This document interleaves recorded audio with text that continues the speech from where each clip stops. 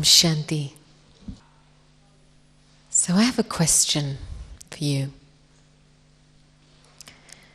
Do you want to be successful?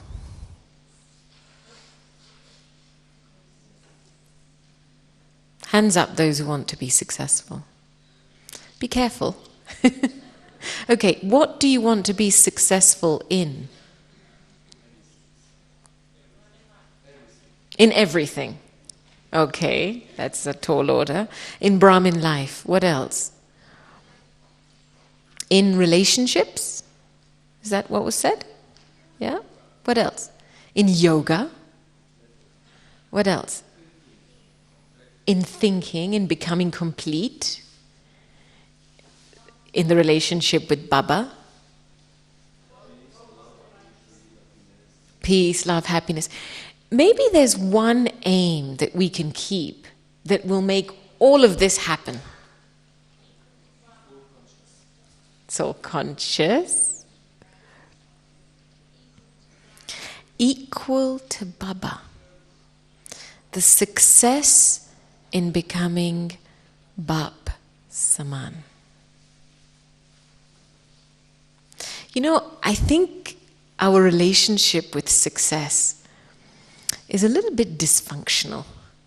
I mean, I can only speak for myself as I was reflecting on my understanding and experience of success and how that's changed in Brahmin life, period. And when you look up the word success, it has links to the word outcome, achievement. It's always something out there that I'm running to get. Right? And yet, in Baba's world, the word for success in Hindi is safalta. And it's a very beautiful word because it has a double meaning. It's not so much the meaning of success as an outcome, but success as the means, as the way in which I apply myself in every moment. So for example, now, in every interaction, how successful am I in being present, in listening, in having a gentle nature, in being peaceful? It's my personal application at every moment. And so, the definition of safalta changes the paradigm of success. It's no longer something that is outside me that I have to achieve. It's not an outcome, but success is a means of earning an income. And that's easier to do. You know, in most of our, I suppose, societies and cultures, but especially my own experience in the Bharat culture, is that the reward is given greater importance than the effort. So many children, and especially young people, because that's a field that I'm also involved in, many young people grow up with a huge degree of pressure. A pressure to achieve, a pressure to strive, because you have to get good grades, you have to pass, you have to certificate, and so there's a high degree of anxiety that souls live in, because more importance is given to the reward. And yet, how much is the effort valued? So when I've made effort for something, have I appreciated the effort I've made? And I think sometimes in Brahmin life, if we end up looking at the destination too much and don't count the attainments that we've received, appreciate the transformation that has happened, then our definition of success is very one-sided, it's very limited. And your complete stage might just actually already be in front of you. But because the soul hasn't spent time counting attainments, listing its attainments, appreciating what it has and how much it's changed, then always there's a gap and there's a feeling that your complete stage is far away. And that gap is filled with thoughts of how long will it take to get there? Will I get there? When will it happen? And it's a little bit like, it's such an illusion, focusing on the reward too much, because it's a little bit like you might be just 100 meters from your destination, not far, but in between there's lots and lots of traffic, there's lots of cars. So you can see your destination, but you feel far away from it. And the reason why the soul feels far away from it is all the extra thoughts and the weak thoughts, the thoughts of self-doubt that the soul generates about itself in the process. So when I started thinking about the subject of success, I had to change it in my head from achieving an outcome to starting to earn an income. And that's in my hands. Whatever the outcome is, that will reveal itself. But it's in my hands to earn an income, to use whatever I have to its best, to use whatever I have in a worthwhile way. Because that's the other definition of safal. In Hindi, kuch cheez ko safal karna means to use it in a worthwhile way. And so when I translate that in my head and I ask myself the question, right now in my Brahmin life, to what extent am I using my thoughts in a fruitful way? To what extent am I using my words in a fruitful way? And to what extent am I using my activity, my actions and energy in a fruitful way? And for me, this opens up a bigger world to play in.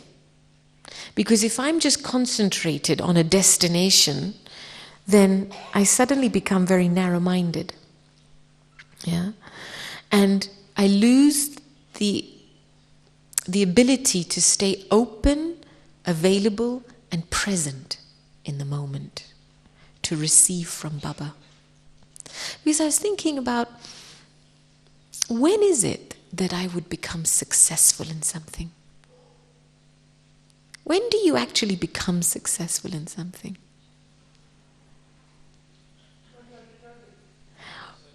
When you're determined, when you're satisfied, perhaps satisfaction is the outcome of success. But even before determination, you need this thing so that you can stay determined. It's within your grasp.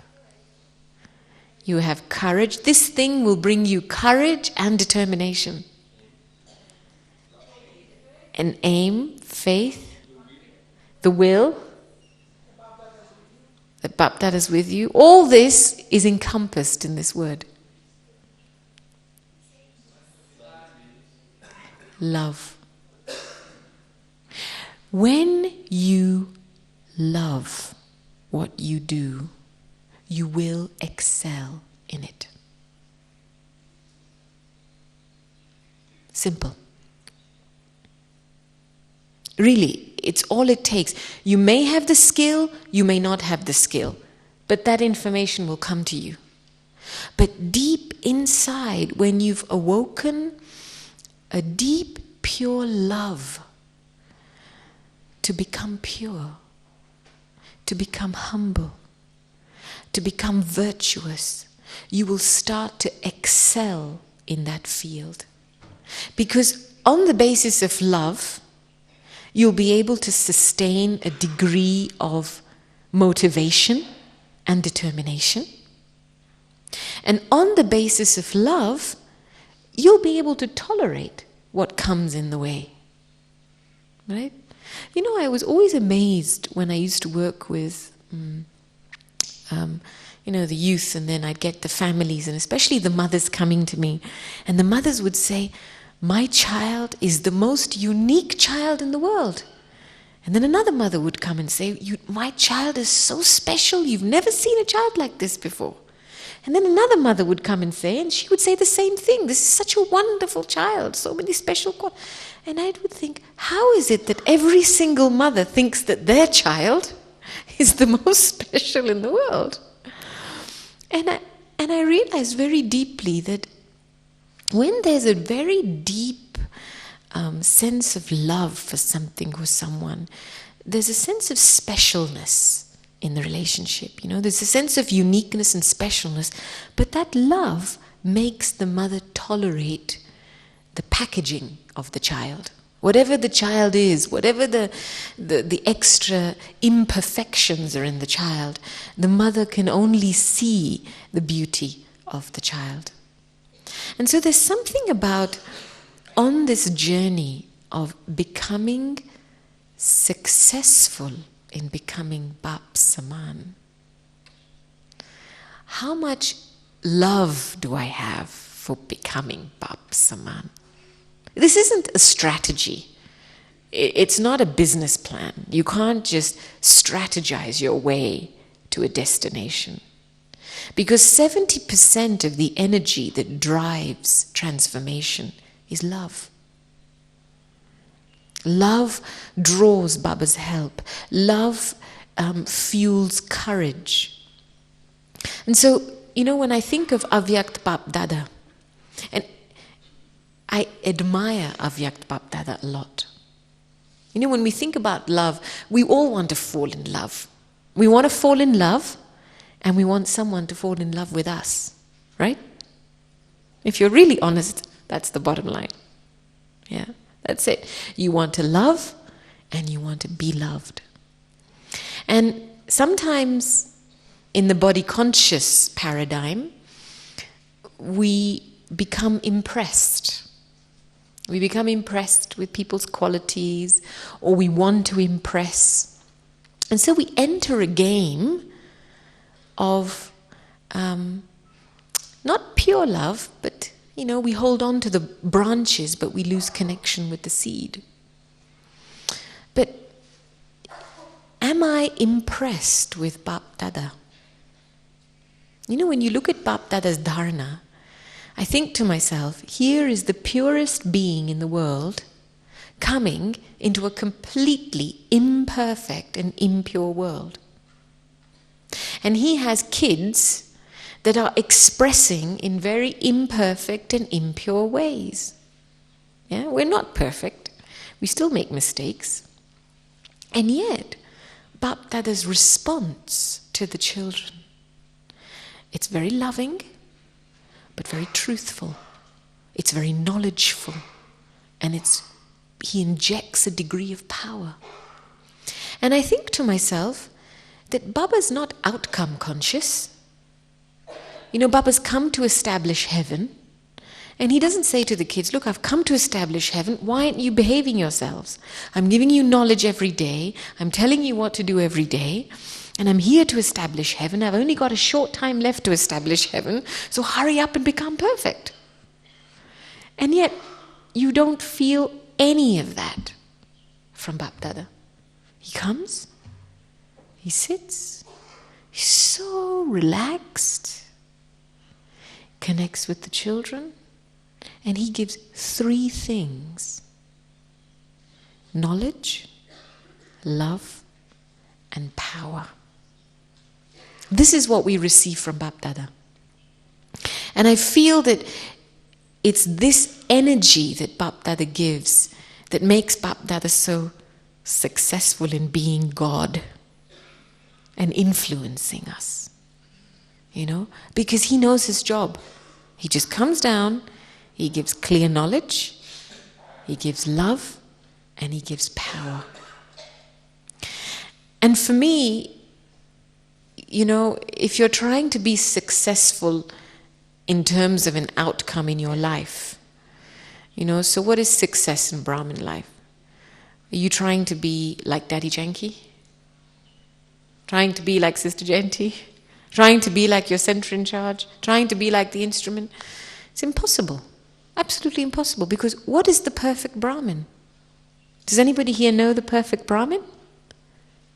Is there a perfect Brahmin? Yes. It's you. It's you.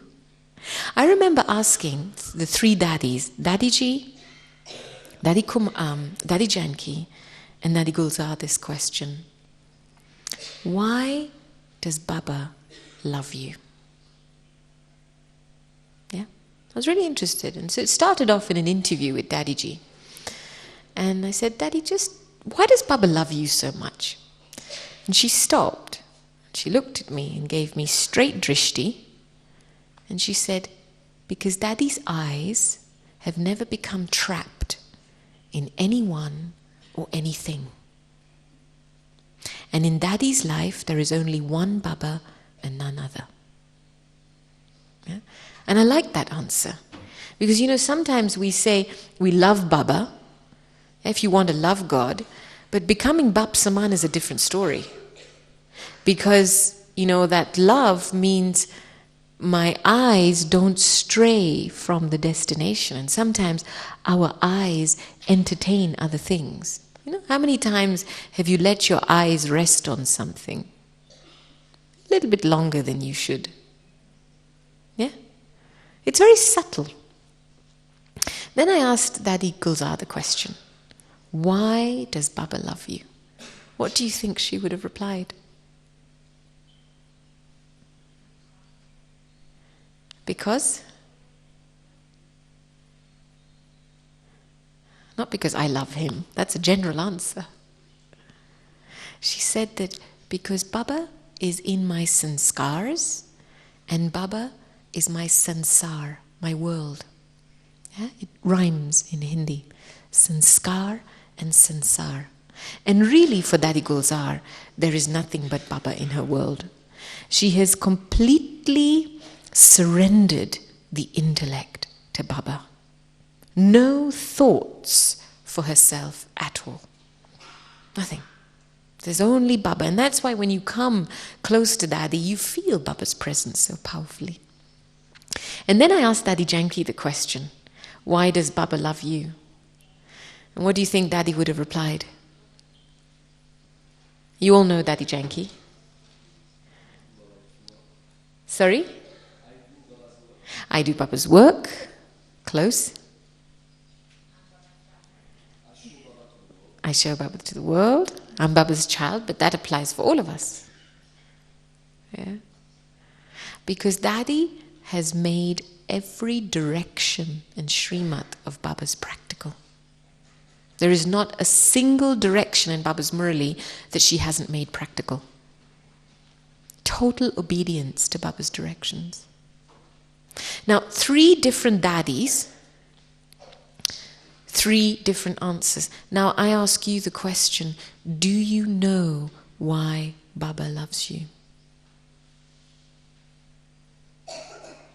Because this is the basis of your success in Brahmin life. When you know why Baba has chosen you, loves you, and how Baba is using you. Because then you just do more of that, right? You're not concerned with anybody else's part. You don't want to play anybody else's part because you're so busy enjoying playing your own part. Because you can see the value of your own part. I think this is, for me, a big part of making success my birthright. The recognition of my value to Baba. Yeah. Sometimes in our relationship with Baba, it's a one-way street. I love you, I love you, I love you. But what am I receiving from Baba?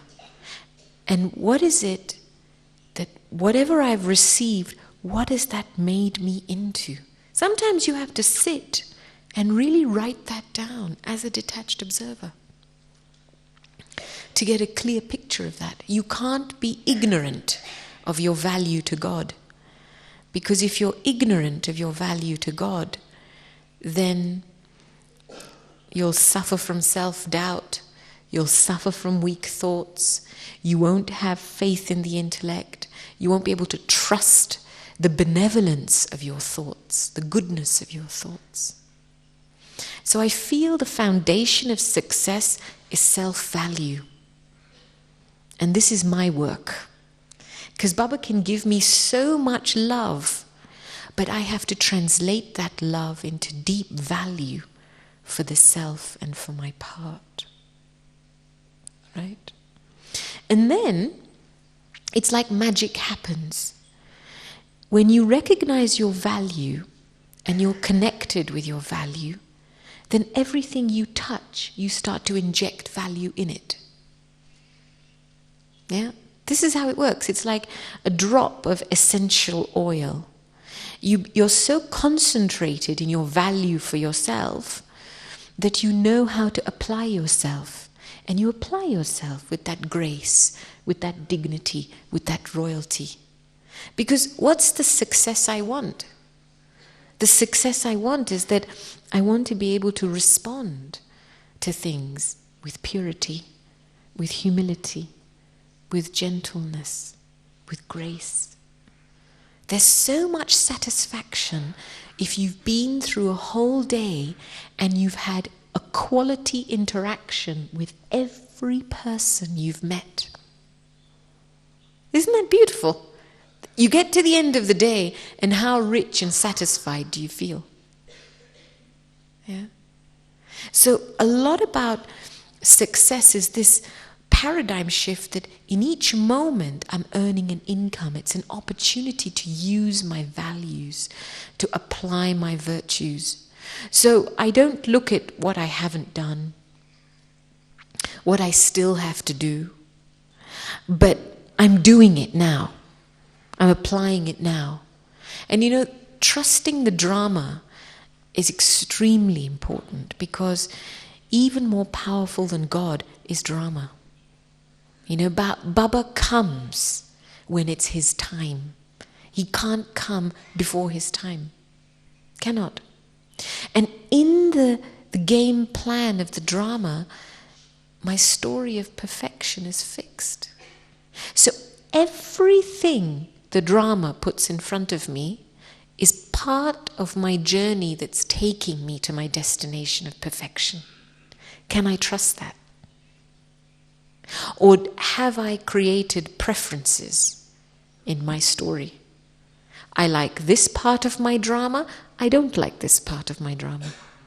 You know, when we talk about becoming obstacle-free, what are we talking about? The obstacle is not what's happening in the drama. That's just a change. The drama's just changing. That's all. You know? For example, I just came back from a tour of Indonesia and Malaysia. And just before the tour, I had a one-day stopover in London. I was in Europe. And when I came into London, I was in London for maybe about 20 hours. And I'd already kept a suitcase packed for my Indonesia and Malaysia trip. So when I arrive at home, I find the suitcase unpacked. In fact, I find no suitcase. All the contents of the suitcase on the floor and no suitcase. And I have 20 hours. So then I had a little bit of a thought, where's the suitcase gone? Disappeared. So then I decide, okay, let me go and get another suitcase. I get into the car, try to start the car engine and the battery's flat. Okay? Then I have to go spend time going to look for somebody to give me a lift so I can get a suitcase. Then after that, I go into the office to do some work. And by this time, it's 3 o'clock in the afternoon. And I carry my office. My office is a mobile office, so I carry a pen drive with all my documents in it, all my work in it. So I sit down in front of the computer and I put my pen drive in And suddenly the message comes up, flash drive is corrupted. Do you want to format the disk? Uh-oh. So then I go marching straight to the IT team with my flash drive, say, help. I need documents, I've got to do some work, I haven't got much time. They spend 3 hours trying all kinds of methods to retrieve the information. After 3 hours, the brother says to me, sister, consider it dead. Again, I looked at him, and just for a split second of a moment, I felt like I was attending a funeral. And then I went back to the desk, 6:30 in the evening. I started some work. And I carried on till 9 o'clock. And then I thought, next morning I have to leave early, I have to go home, prepare my food, repack a bag. So I went to the kitchen to pick up some food. And I thought it'd be nice to make some sandwiches and a salad. So I was holding a bottle of olives. And you know how olives come in a solution, right? And then somebody was talking to me. I'm walking with the bottle of olives, and I drop it. And all the water get completely drenched from head to toe with olive water. So I'm standing at 9:30 at night in the kitchen, having achieved very little in the day of my plan, completely soaked in olive water. I walk home, a very sorry sight. And, I have to pack my suitcase, sort things out, and 12 o'clock I get to bed. Now, was I successful in achieving anything I wanted that day? Absolutely not. But was I successful in staying light about it? Absolutely yes. That was a test. And I remember the next day waking up at 4 o'clock in the morning, feeling so light. And I sat in front of Baba and I said, why am I feeling so light? I've had very few hours of sleep. I've had one thing after another. And any normal person would start thinking, why is this happening to me? Maybe there's some bad omens, right? All this kind of stuff that starts when you can't accept the changes in the drama. Because everything that happened in the drama was just a change.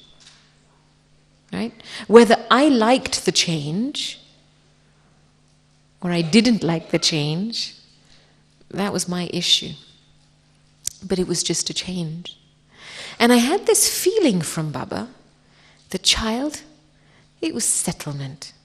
It was lucky to settle it in small ways like this. Yeah. So whatever it was, don't worry about it. Be grateful that whatever happened, things got settled. And I thought, well, if settlement means losing a suitcase, losing my flash drive and pen drive and 5 years worth of work, dropping a bottle of olives, no problem, I can handle that. I don't mind if my settlement is going to happen like that.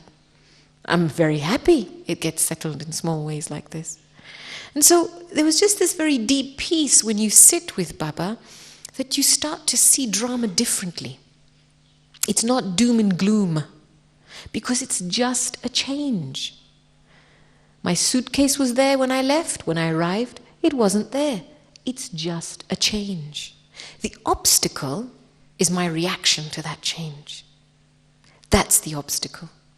So when Baba's talking about becoming obstacle-free, right? Becoming successfully obstacle-free, he's talking about becoming reaction-free to any event that happens in the drama.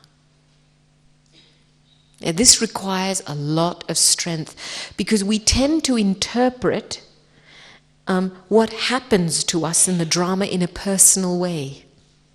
We take it personally, and that's the first mistake we make. Absolutely the first mistake we make. Yeah. I don't know whether it was Brother Ken or somebody who was sharing this story about a village in India. These really poor villages in India. And often, because the villages are poor, the young people in the villages go out into the cities to get jobs and get educated. So in one particular village, there was a young man that went to one of the cities, and he earned a good income, and he brought back a gift for the village. And the gift he brought back was a Samsung TV, right? So, a small village, big Samsung TV. It's a big thing, right? And he brought a copy of the latest Bollywood film. Now, you all know Bollywood stories, right? The script line is very simple. Hero meets heroine, they fall in love, they're about to get married, and a villain comes along. He beats up the hero is nearly dying, and then suddenly comes to life, beats up the villain, and gets married to the heroine. This is the Bollywood film, right? So he put it on, and all the people in the village came round to have a look. So when it comes to the scene where the villain is beating up the hero, right? Guess what the villagers do? They pick up their shoes and sticks and stones and try throwing it at the television screen. Yeah, because they're trying to make the villain stop, right? Now, it may sound funny, but how much of this do we do in everyday life? It's a movie. We know the ending of the movie, right? And yet we let ourselves get caught up in the movie. Yeah? So, there is a story going on around you. Be careful not to make a story here about that story. That's the obstacle. Because when you start creating your inner story about the outer story, then you can't see what Baba is making you into. You can't see what drama is making you into. Because you're constantly reacting to the story and creating your own little story in here. And then you ask Baba lots of questions. How can I become this? How can I do this? And Baba goes, let go of your story. I'm telling you your story. Yeah. Because a deep connection, with success as birthright. This word birthright is very important. How do you know you have a right to something? We all want rights. Yeah, in the world, they hold wars and political rallies to claim rights. How do you know you have a right to something? When what? When you may use it freely. Yeah. When you're connected. You're what? You're worthy of it. Yes. But how do you know that you have a right to something? It'll come to you. It's something that you attain easily and automatically. It's a right. You don't have to push for it. If you're pushing for something, understand it's not coming from a place of having a right.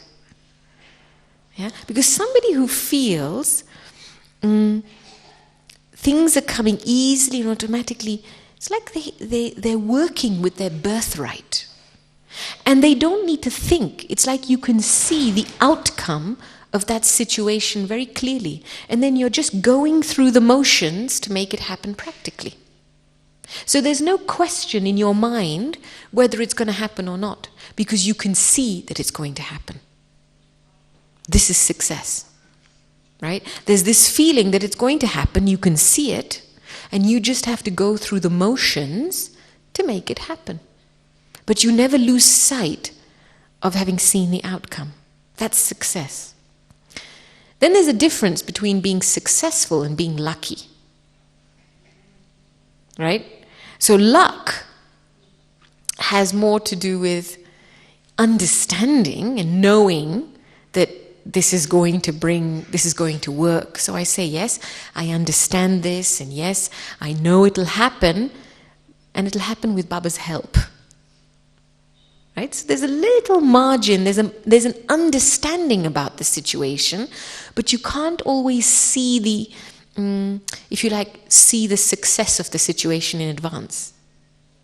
Yeah? You just understand, and you feel that with Baba's help, this can happen. That's luck. And then there's hope, which is the third category, where you feel, I'm not quite sure, but I hope this will happen. Right? And in a state of hope, you actually fluctuate a lot. Yeah? Because you get trapped in things. Trapped in your own weak thoughts, trapped in your own self-doubt. And so you live in hope, and it creates a subtle anxiety in the soul. You know, because you're not ever working with 100%, a sense of 100% clarity. Because determination has got very little to do with force. Determination comes from clarity. That I see that this thing is accomplished. I don't have any questions about it. I'm just taking the steps to accomplish it. And there's no question in my mind about it. Yeah? And so I apply myself in a consistent and determined way. Now, here's the thing. When we come to Madhuban, it's easy to practice being successful, right? Isn't it great? It's like in small ways, like I'll wake up in the afternoon after my afternoon rest, and I'll think, Baba, I want popcorn for tea. And then I'll go for tea and there's popcorn there, right? Success. Or, Baba, I'd like to speak to this person. And then 5 minutes later that person walks by, right? It's amazing. This is Madhuban. Why? Because the energy in Madhuban is Gyan in yoga. We're on the same frequency, right? The same wavelength. So the information flows easily. But then the question is it that my thought of wanting popcorn made the popcorn happen at tea? Or was popcorn already fixed at 4 o'clock? And I just picked up the thought that there was going to be popcorn at 4 o'clock. And I think that for me it's more about the latter. It's more about being so relaxed inside that you're tuned in to what is coming in the drama. That's why you can have faith in the drama. Because it's coming. It's coming. So relax. Many times Daddy says to us, don't think. Right? And I used to have problems with this statement. Because sometimes you have to plan and you have to think through things. And after a while, I came to understand that what she meant by don't think is don't take ownership of what you're doing in the drama. You're just picking up a signal and responding to it. Don't own what you're doing because it's not yours. You didn't make it happen.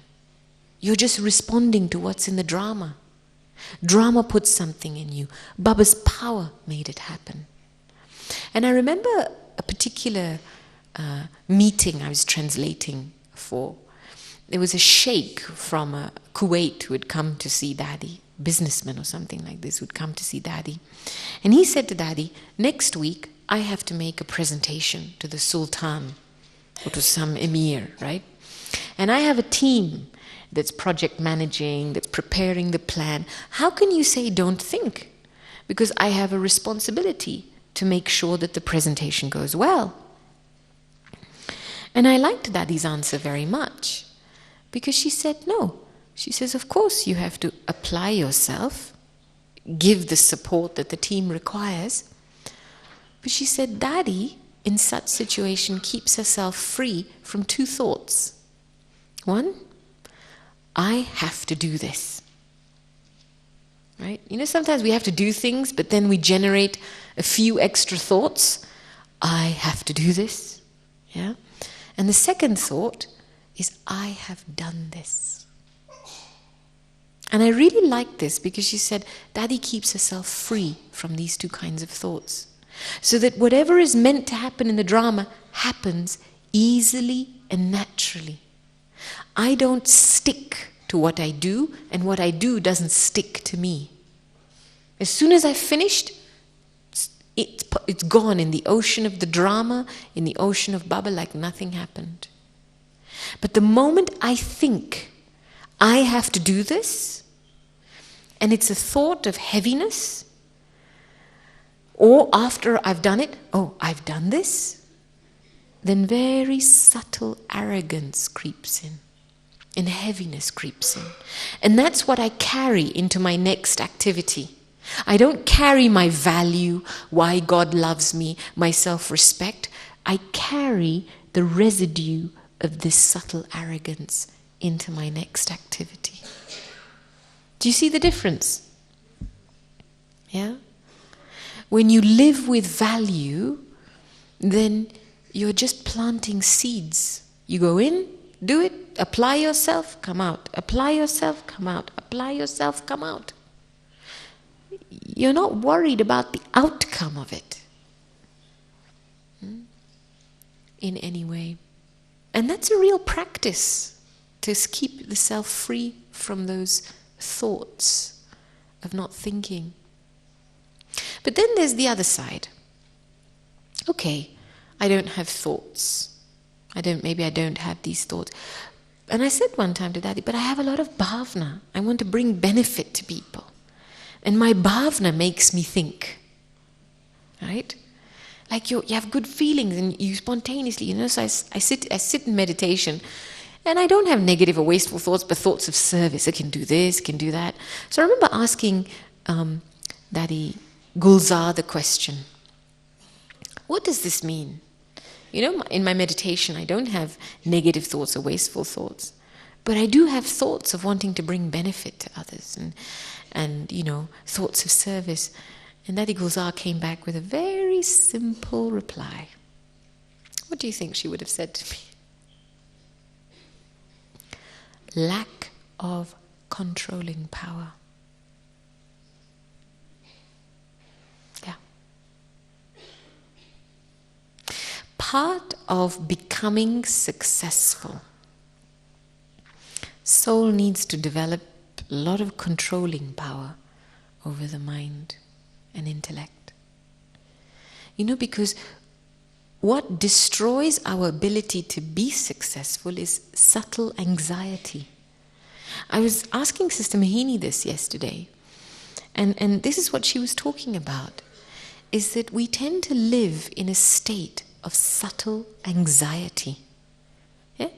The anxiety comes because I'm having thoughts, what I have to do, how I have to do it, what I have to prepare, what will they say?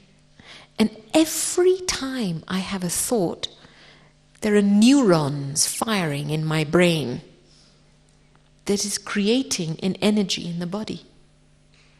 And so my body, my stage, always carries a subtle level of anxiety there that doesn't allow me to experience the fruit of success. Yeah? Because there is one slogan associated with success. Greater success through less expenditure. I've got to start simplifying. If I've used 30 words to make something happen, let me see if I can do it in 10. I've got to simplify how much thoughts I put into something. This whole aspect of simplifying and less of it means that I'll achieve greater success externally. Because, in neuroscience, they say that your brain cannot differentiate between a real act and an imagined act. Yeah? It's the same thing for the brain. Yeah? So if you've done it and you've experienced it, the brain says, yes, I've experienced this. But even if you imagine it in your mind, your brain thinks it's experienced it. That's why they say to people, if you want to achieve your goals, don't talk about it too much. Because when you talk about it too much, what does your brain think? You've done it. Right? Because you've spoken about it. So your brain thinks you've done it. And so when it comes to actually practically doing it, you don't have the motivation or energy to do it. And many of us live in this space where we've talked about what we want so much, and the brain has been satisfied because it's talked about it, so it thinks it's done it. But in practical reality, it hasn't been accomplished. Yeah? And that's why when Daddy talks about don't think. Because when you don't think, you'll have the power to do more. You'll have the power to put into practice what Baba's saying very easily. It won't be difficult. Yeah? Because that's the success in your thoughts. Fewer thoughts, quality thoughts applied.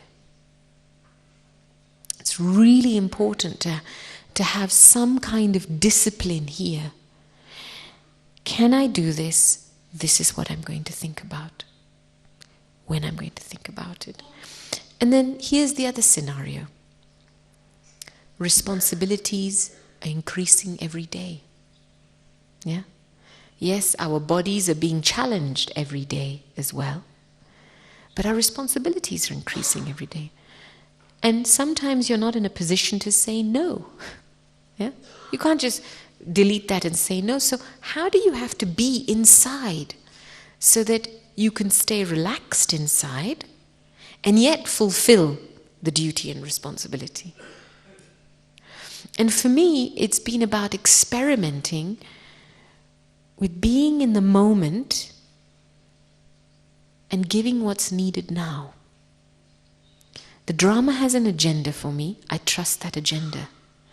And it will only ever give me a few extra signals in advance. It won't give me a whole week of signals in advance.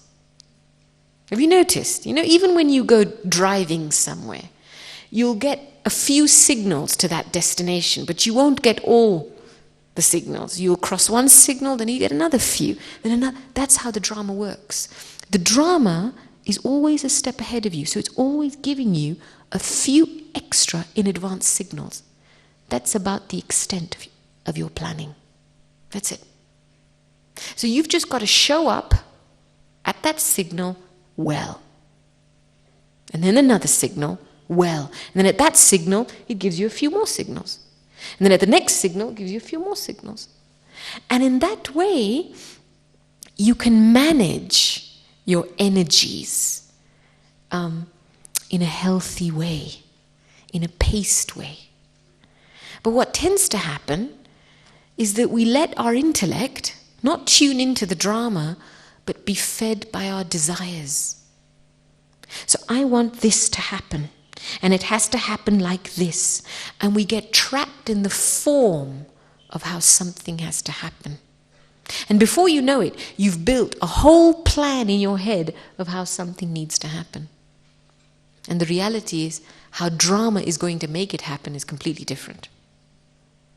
Because the only thing, as a soul, I can only hold or be in a situation is essenceful. I can only just be essenceful. I can show up with my essence. The essence of who I am, the essence of my value to Baba, the essence of my love for Baba, the essence of my purity, my good wishes for you. That's what I can show up with. And I give you my best in this moment. And then another chapter opens up. But I don't let myself get trapped in form.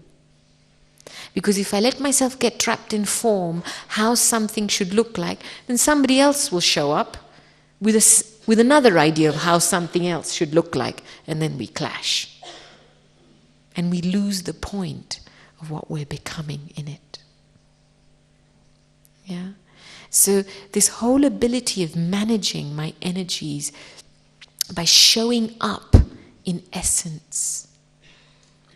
And you know, for me, the practice of the master seed, becoming the seed, is very important. Because, you know, what is it that makes things successful? For me, love, when I love something, for myself and the task, yes. But what about for others? It's the energy of good wishes.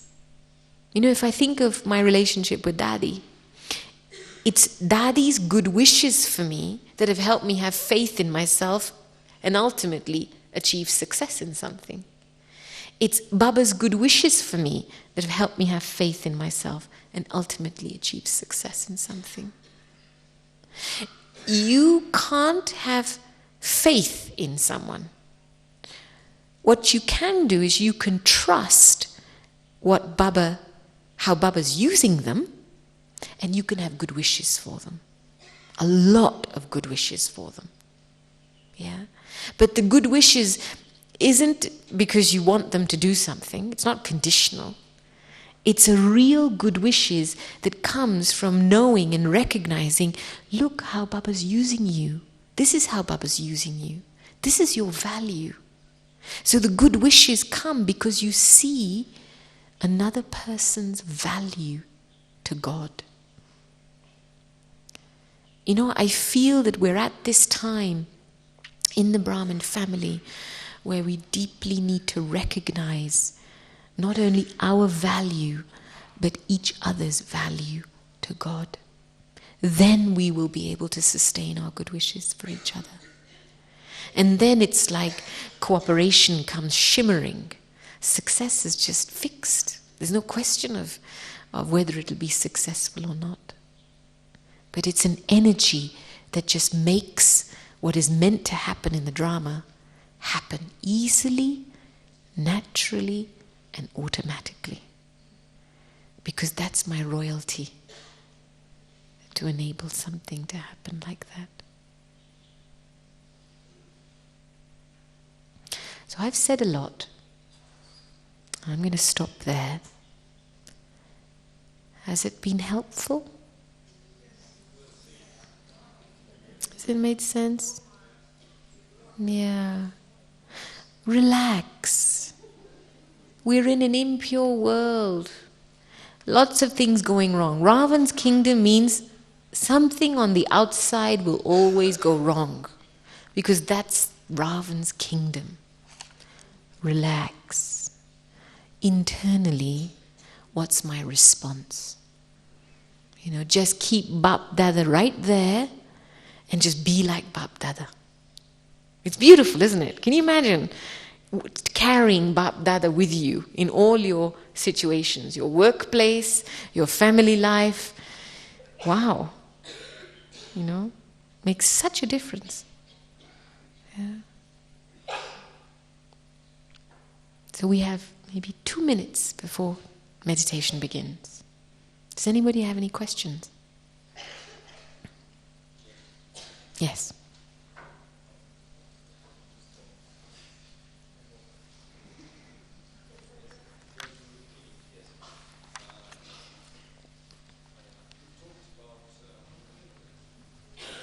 Do you want to take a mic because of translation, and also it's being recorded?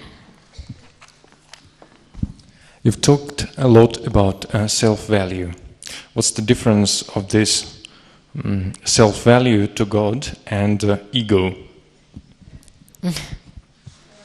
What's the difference between self-value and not ego? It's not self-respect, that not swamans that Baba gives us, but you talked about why God loves me. Yeah. Yes, self-value. You know, there's a word in Hindi, we call it nasha, intoxication. Yeah? So when I have self-value, like, when you are intoxicated with your own elevated energy. Yeah, this is different to ego. Ego is a very fixed energy.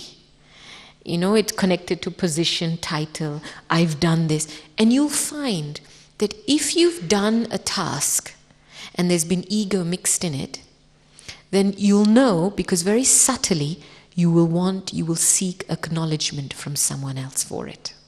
That's how you know ego's been mixed into it. Because you will seek approval. Look how much I've done. At least somebody should appreciate me. Right? At least somebody should acknowledge what I've done.